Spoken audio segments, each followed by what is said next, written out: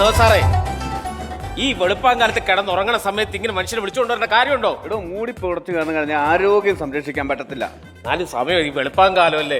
വെളുപ്പാങ്കാലത്ത് അവിടെ രാവിലെ വീട്ടിൽ കിടന്ന് ഉറങ്ങുന്നതിനേക്കാൾ നല്ലത് കുറച്ച് ദൂരം നടക്കുക, കുറച്ച് വ്യായാമം ഒക്കെ ചെയ്യുമ്പോൾ നമ്മുടെ ശരീരത്തിനൊരു ആയാസമുണ്ട്, നമുക്ക് നല്ല ആരോഗ്യം ഉണ്ടാകും. മനസ്സിലായോ?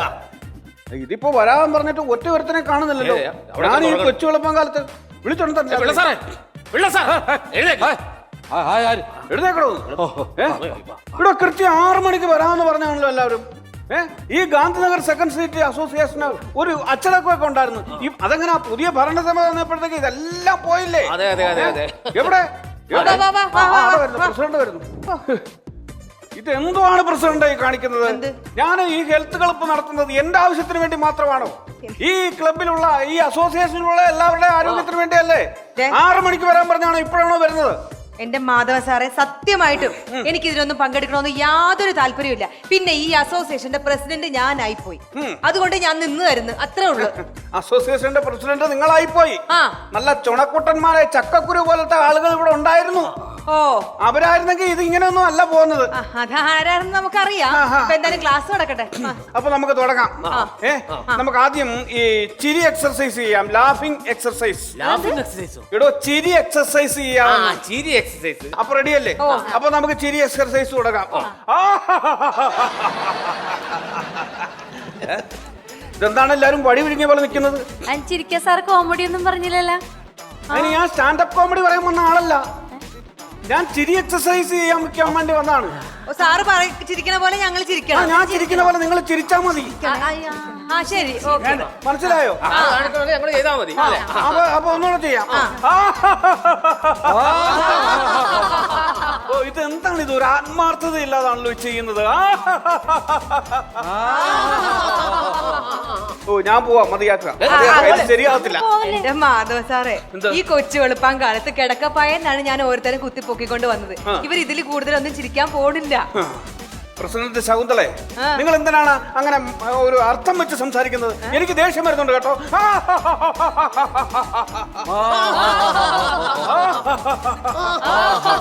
അതെ, നിർത്തിക്കേ. നിങ്ങൾക്ക് ദേഷ്യം വരുവാണെങ്കിൽ നിങ്ങളുടെ കയ്യിൽ തന്നെ ഇരിക്കണം. നിങ്ങൾക്ക് ദേഷ്യം വരുന്നത് എന്താന്ന് എനിക്കറിയാം. എന്താണ്? ഞാൻ പ്രസിഡന്റ് ആയതിനുള്ള കുശുമ്പല്ലേ?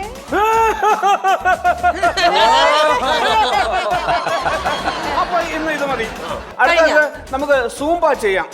അയ്യോ, മമ്മൂട്ടിയാണെങ്കിൽ ഇവിടെ ഇരിപ്പുണ്ട്. മമ്മൂട്ടി എന്തിനും? മമ്മൂട്ടി അല്ല, തൂമ്പയല്ലേ സാർ ചോദിച്ചത്? അയ്യോ, തൂമ്പയും മമ്മൂട്ടിയും ഒന്നും അല്ലടോ. പിന്നെ ഇടോ, zumba dance. Zumba dance? Dance എക്സർസൈസിന്റെ ഒരു ഭാഗമാണത്. ഡാൻസിന്റെ ഒരു വിഭാഗമാണത്. മനസ്സിലായോ? ഇത് പ്രാക്ടീസ് ചെയ്ത് കഴിഞ്ഞാൽ ഉണ്ടല്ലോ നമ്മുടെ ശരീരം നല്ല പോലെ നമ്മളെ സ്ലിം ആകും.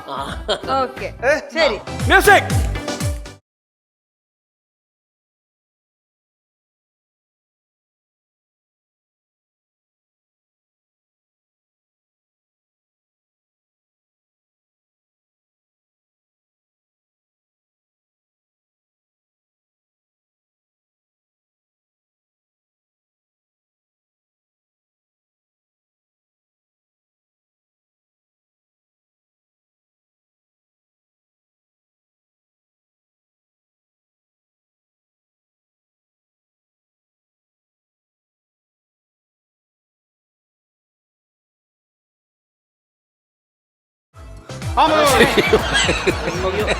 അപ്പൊ ഈ ഡാൻസ് രാവിലെ അങ്ങ് പ്രാക്ടീസ് ചെയ്ത് കഴിഞ്ഞാൽ നമ്മുടെ ശരീരം സ്ലിം ആകും, നമ്മുടെ സൗന്ദര്യം വർദ്ധിക്കും.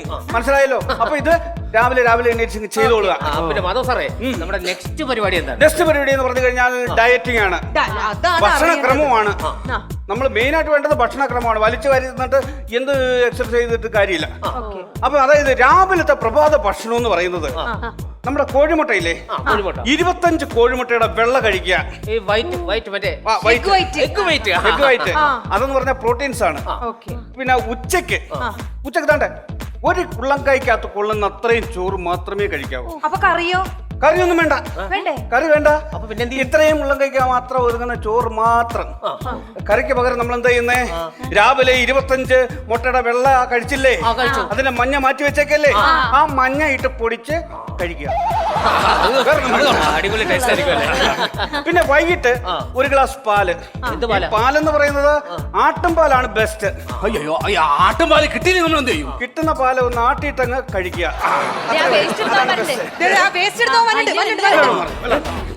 പൊളിച്ചിരുന്ന് നോക്കാല്ലേ അവനെ എന്ന് പിടിക്കണം എന്തായാലും. കുറെ നാളായി. അതെ.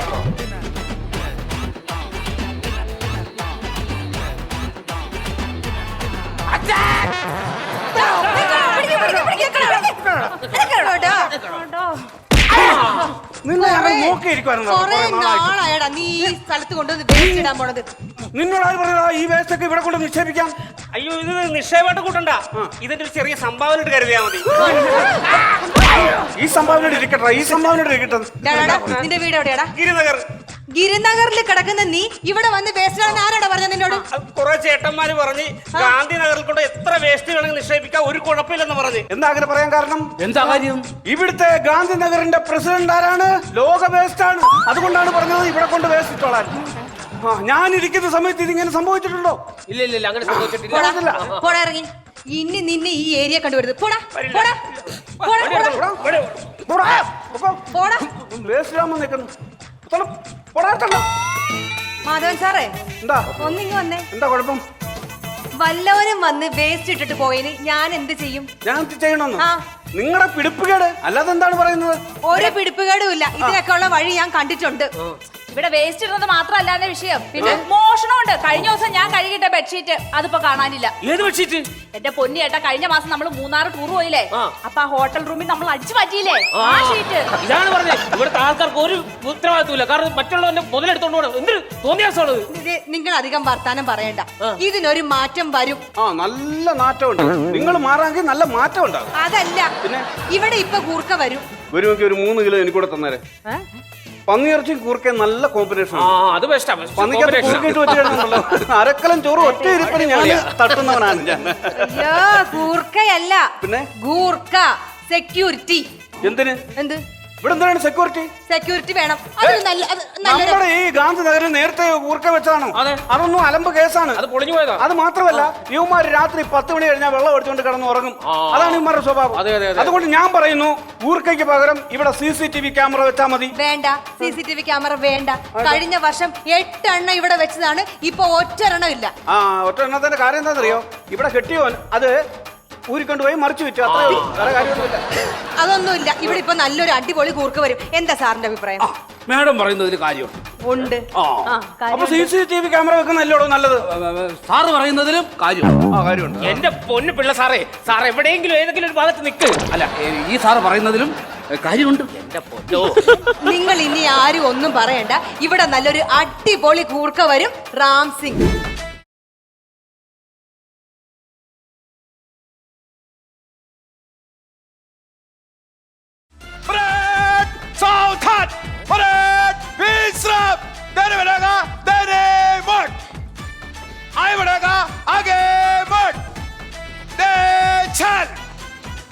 ആ വഴി അങ്ങ് പൊക്കോ.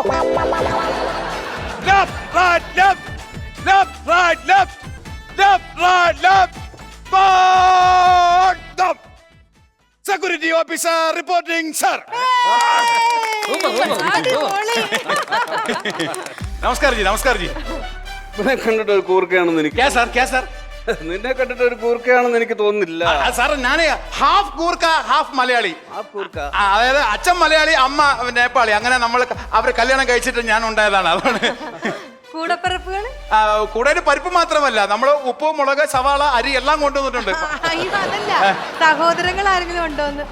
ഭായി 12 പേർ. നിന്റെ അച്ഛൻ എന്തോടാ പ്രത്യുൽപാദന കമ്പനി നടത്തുകയാണോ? അതെ സാർ. നമ്മുടെ പേരെന്ത്? റാം സിംഗ്. റാം സിംഗ്. റാം സിംഗ് ഇതുപോലെ ഒരു പണ്ട് ഇവിടെ ഒരു റാം സിംഗ് എന്ന് പറഞ്ഞ ഒരുത്തനല്ലേ ഇവിടെ സെക്യൂരിറ്റി ആയിട്ട്? അത് പണ്ട്. ഇത് ഫ്രഷ്. ഫ്രഷ്. ഈ ഫ്രഷിനെ നമ്മൾ ഫ്ലഷ് അടിച്ച് കളയേണ്ടി വരും. ഈ റാം സിംഗ് എന്ന് പറഞ്ഞിട്ട് നിന്നെ കണ്ടിട്ട് നീ പഞ്ചാബി അല്ല നീ. അത് പഞ്ചാബിലെ സാർ, നേപ്പാളി, ഹാഫ് നേപ്പാളി. പറഞ്ഞില്ല സാർ, ഹാഫ് നേപ്പാളിയാണ്. നേപ്പാളി ആണെങ്കിൽ നിങ്ങളുടെ മലയാളം ഭയങ്കര ഇഷ്ടമാണ്. നിങ്ങളുടെ എല്ലാ സിനിമകളും ഞാൻ കാണാറുണ്ട്.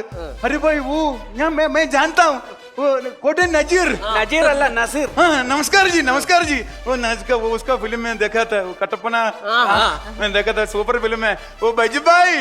यूट्यूबर सिनेमा का ना, और उसमें क्लाइमैक्स में ये बंदूक लेके आया और एक डायलॉग बोलता है ഒറ്റുമ്പോൾ ഇവിടെ ആളുണ്ടെന്ന് വിചാരിക്കണ്ടേടാ. ഇതൊക്കെ ഒരു മര്യാദ വേണ്ടേ? Super dialogue sir, super dialogue sir. Ram Singh दा खाना खाना खाना എങ്ങനെ? खाना मैं ही बनाता हूँ. मेरे पास सामान है, आलू और दाल सभी लेके आया हूँ. ആലുവാ? ഓ ആലു ആണ്, ആലു ഉരുളക്കിഴങ്ങ്. ദാൽ എന്ന് പറഞ്ഞാൽ പരിപ്പ്.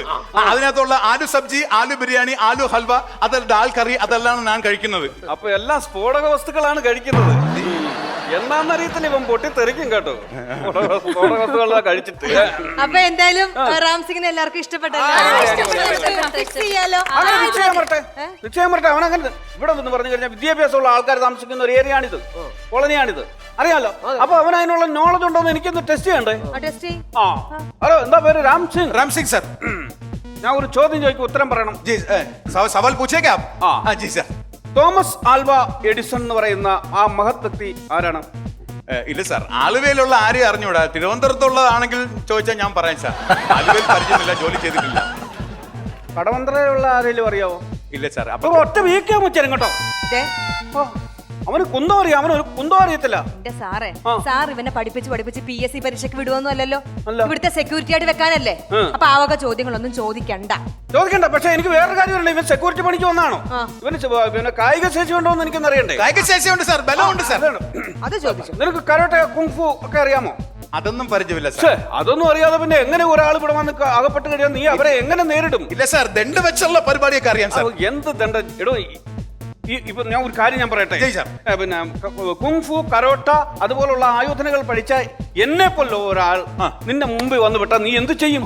പക്കടോ, പക്കടോ, ചോർ, ചോർ, പോലീസ്, പോലീസ്. ഞാൻ അങ്ങനെ പറയും സാർ. ഇല്ല, അപ്പൊ അവൻ ഇടിച്ച് നിന്നെ താഴെയിടും. കാരണം അവൻ കരോട്ടെ കുങ്ഫു ഒക്കെ പഠിച്ചതാണ്. അവൻ ഇതൊക്കെ ഇങ്ങനത്തെ ഒരു പിടുത്തം കഴിക്കാൻ ഈസിയാണ്. അയ്യോ, പിന്നെ എന്ത് ചെയ്യും? എന്ത് ചെയ്യും? ഞാൻ പഠിപ്പിച്ചു തരാം. ഇപ്പോൾ ഞാനാണ് security. Sir security. Okay okay. നീ വളരെ അപ്രതീക്ഷിതമായിട്ട് എന്നെ ഒന്ന് അടിക്കുന്നു. അപ്പൊ ഞാൻ അടിക്കാൻ വരുമ്പോ സാർ കാണിക്കും എങ്ങനെ തടയണോ? തടയണമെന്ന് ഞാൻ കാണിച്ചു G sir, G sir, G sir. 1 2 3 എന്ന് പറയുമ്പോ അടിക്കണം. ഞാൻ അത് തടയുന്ന കാണിച്ചു തരാം. G sir, G sir. Okay, G sir. ശരി ശരി, ഓക്കെ.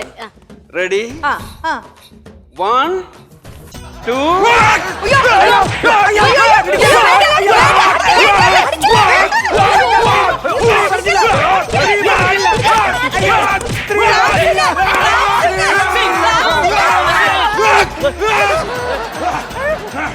പറഞ്ഞില്ല. ഞാൻ 3 പറഞ്ഞില്ല.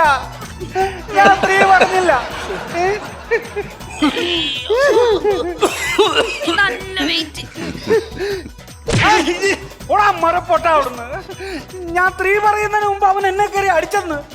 എന്റെ മാധവൻ സാറേ, ഈ അടിക്കാൻ വരുന്നവരൊക്കെ 1 2 3 പറഞ്ഞ് സാറിന്റെ അനുവാദം ചോദിച്ചിട്ടാണോ അടിക്കുന്നത്? പോ സാറേ അവിടുന്ന്. അപ്പൊ അവൻ എന്നെ വാരി എടുത്തിട്ട് അലക്കുന്ന കണ്ടപ്പോ നീയൊക്കെ നിന്ന് ചിരിക്കുകയാണല്ലേ? സാറല്ലേ പറഞ്ഞ ചിരി ആരോഗ്യത്തിന് ഭയങ്കര നല്ലതാന്ന്? അത് ഈ കൊലച്ചിരിയുടെ കാര്യമല്ല ഞാൻ പറഞ്ഞത്. സാറിന്റെ ഈ അവസ്ഥ കണ്ട് ആരാ കൊലച്ചിരി ചിരിക്കാത്തത്? Yes, sir.